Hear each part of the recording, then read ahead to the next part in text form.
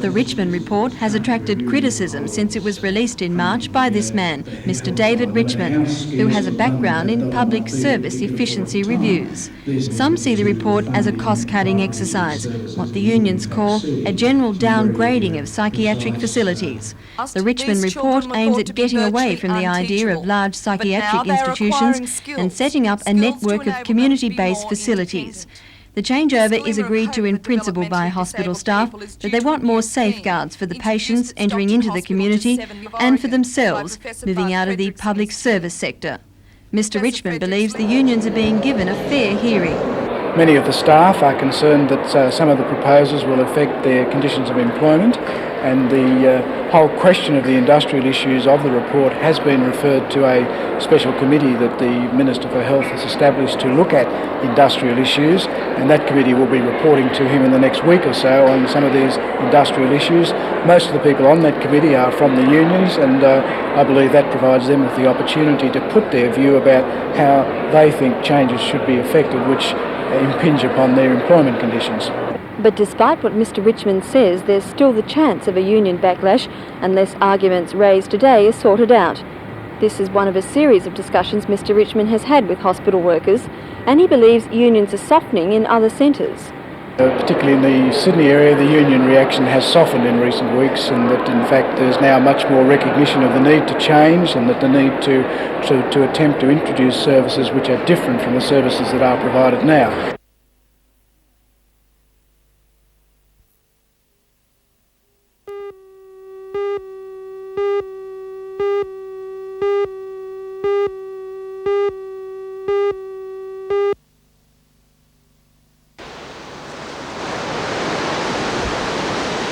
Perfect conditions prevailed for the arrival of the Oriana just after 3 o'clock this afternoon.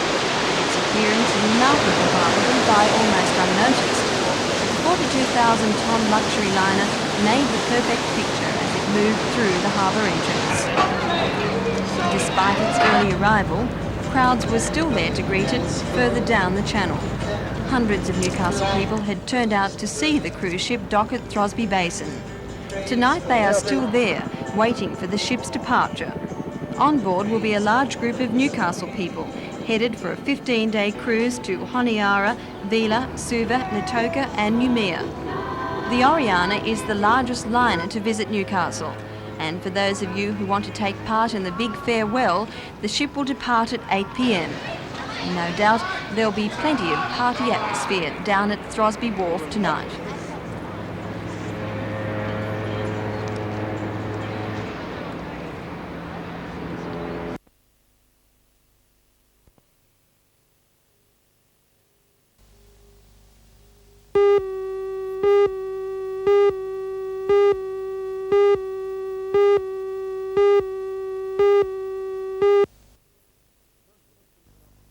Turnbull is seeded number 7 for Wimbledon, but she was always in command in her match against Jaeger. The 30-year-old Australian won 6-3, 6-4 and was never extended. After the match, Turnbull criticised her opponent for not giving 100%. I think Andrea just wanted to have fun, Turnbull said. Another Wimbledon seed, Bettina Bungie, also lost in the quarter-finals to American Zina Garrison. The 4 players through to the semi-finals at Eastbourne are Turnbull, Garrison, Tracy Austin and Martina Navratilova. Game 7 match from Miss Turnbull.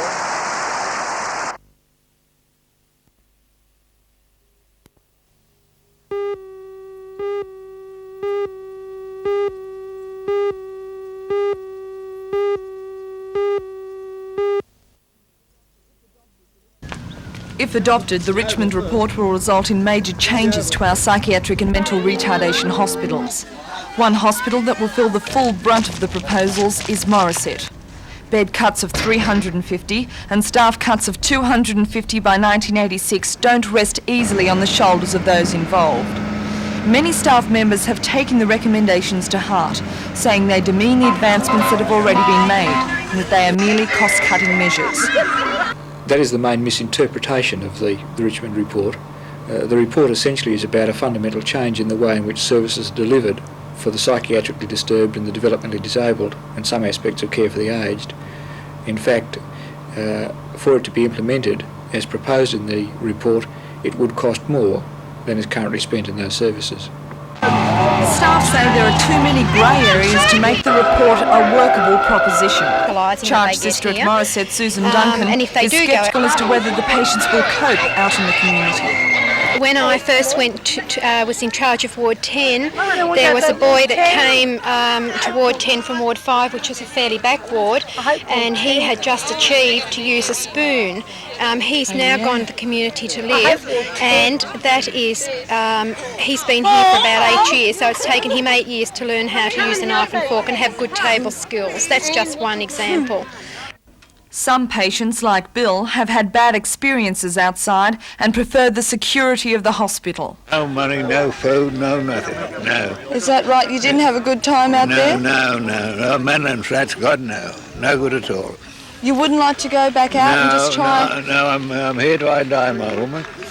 Others feel confident enough to cope, providing there are sufficient backup services.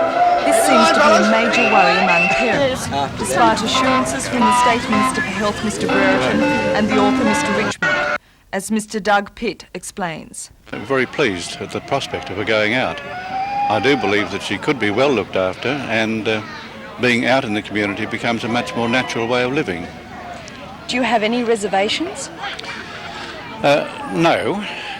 Well, the only thing is that the staff must be as well trained as they are at the present time, and that they're adequate finance for the job. The medical superintendent at Morisset Hospital, Dr Les Darcy, says he agrees with the thrust of the report, simply because the relocation of patients into community-based hostels is something that Morisset Hospital has been advocating and practicing for years.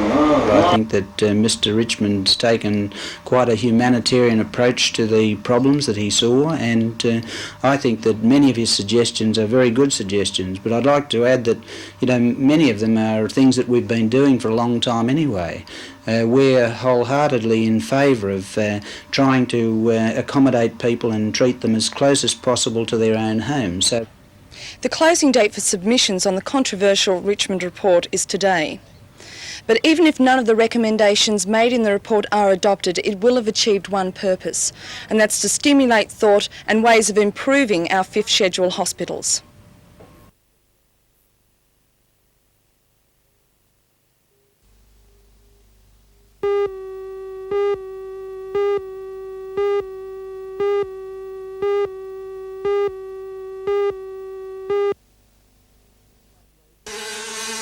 Mini-bike racing has been legal in other states for many years, but permission has just been given by the New South Wales Licensing Bureau for such racing to take place in this state. Mini-bike racing is for youngsters from 7 years of age up to 16, and judging by the way that Paul Griffin on number 273 and Stephen Asquith on 295 handle their equipment, the racing will be fiercely competitive.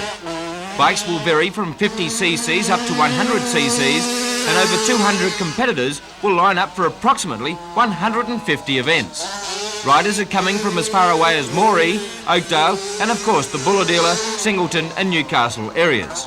The first race gets underway at 10 a.m.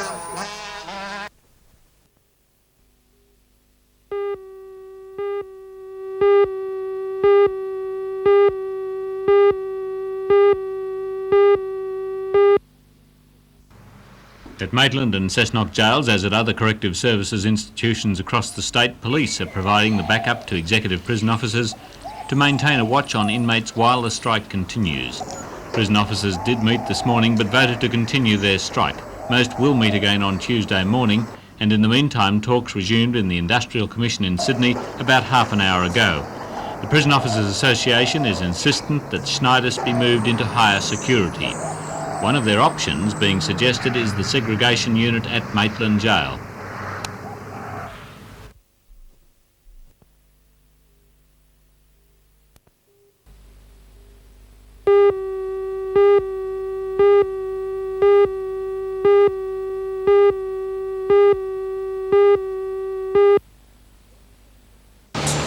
Representatives from the Trades Hall Council, the Hunter Development Board, the New South Wales Labor Council, the state government and local councils are attending the hastily convened 3-hour meeting. A similar meeting was held in Wollongong on Friday, to discuss a package of possible assistance measures to create employment. At the Newcastle summit, each group will be asked to outline the region's problems, as well as suggesting specific projects to ease the situation, which at such short notice won't be an easy task. Mr Ferguson says these recommendations will be passed on to the federal government. Confusion is reigning supreme here at the Town Hall this morning because nobody is quite sure what they're here for. A spokesman from the Premier's department says it's an information gathering exercise. But the question is, what can be gained in 3 hours?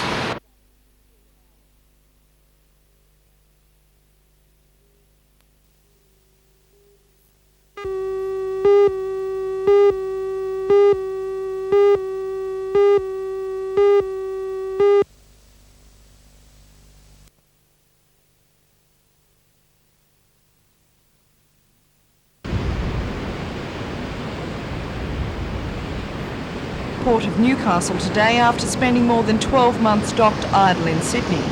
The reason for the visit is a major engine removal to be done by the local engineering firm GH Varley Pty Limited. The bulk carrier's existing gas turbine engine is to be replaced by 2 medium-speed diesel engines. Mr Shearman of the BHP's fleet operations says the change will result in significant savings for the company. The project, which will begin in August after initial survey and maintenance work is carried out, is expected to cost some $5.8 million. It's envisaged that once the work is completed in January, that the Iron Carpentaria will replace its sister ship Iron Curtis on its coastal coal and oil run.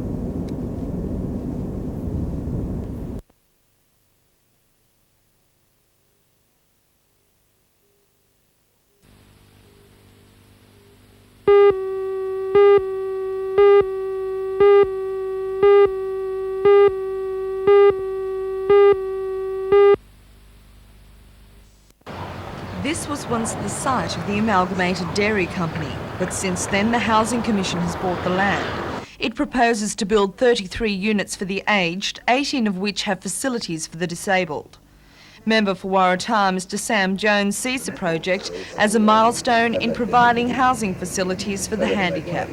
Well, in the past, as far as Housing Commission accommodation is concerned, the Commission have dealt with them as they came around, but on this development in Waratah, the next one that they are pursuing there is one whereby they are deliberately indicating that there will be 18 sites made available for disabled people. So this will be a first for Newcastle? This will be a first for Newcastle, and as far as I know, I think it may be the first for the state.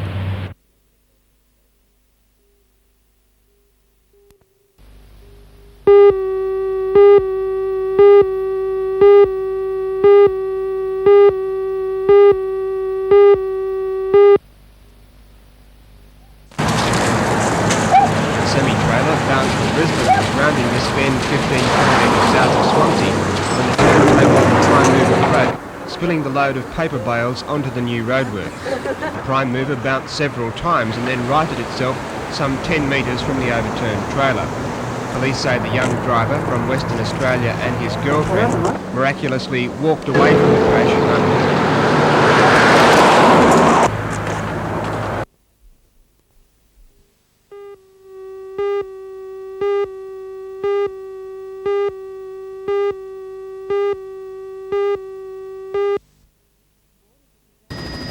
Warders at the jail walked off the job on Tuesday in protest over the Corrective Services Commission's failure to fill certain vacant posts at the jail.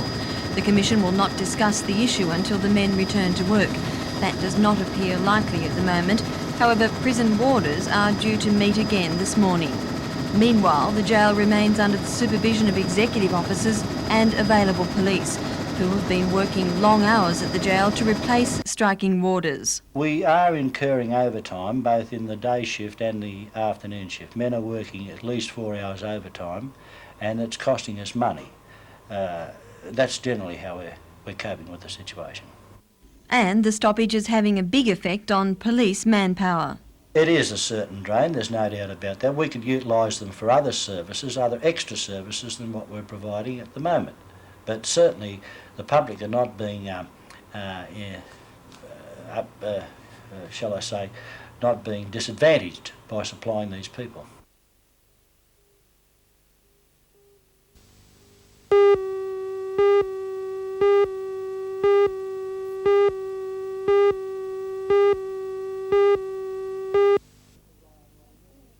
Senator Ryan's visit to Newcastle was both brief and uneventful. The Education Minister said she did not come to discuss administrative or political issues, but just to acquaint herself with both the college and the university and with their respective staffs. At the CAE, she spent just over an hour touring the campus, stopping where possible to chat casually with both staff and students. She did not have the opportunity for any discussion with college executives. However, she was presented with a written submission from the college calling for what it described as a more realistic level of funding. The minister's schedule at the university was as rushed as at the CAE, although she was able to spend a little longer talking with senior staff, especially those at the medical faculty. While in Newcastle, Senator Ryan was not prepared to discuss rationalisation or the funding levels of either the college or the university, except to say that she thought both were aware of the budgetary constraints facing her government. I think that both administrations are aware that money is tight and that the government expects the best possible use for the education dollar to be made, and at the same time I think both institutions appreciate that in the future there may be areas that they can identify where they could cooperate with each other and thus rationalise resources in the best possible way. When questioned about the possibility of the issue of amalgamation reappearing, the minister was firm.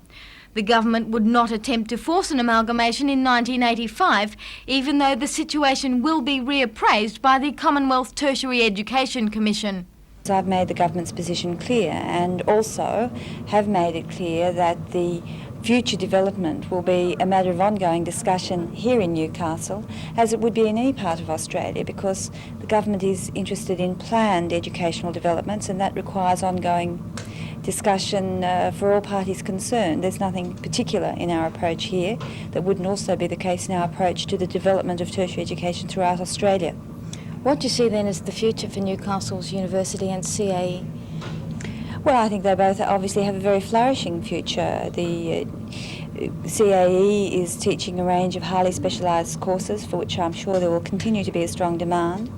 And similarly here at the university there are growth areas which will continue, I believe, to be supported by students from the immediate region and probably from all over the state. So I would see that, I would hope that we can plan in a rational and sensible way for steady growth into the future for both institutions.